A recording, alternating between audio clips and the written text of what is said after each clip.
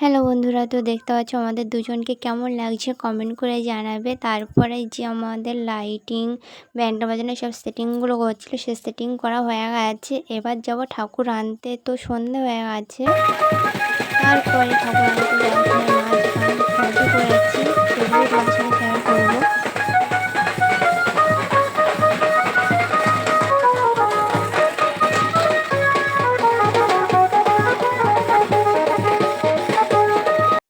তারপর দেখো ঠাকুর আনতে চলে এসেছি ফাইনালি।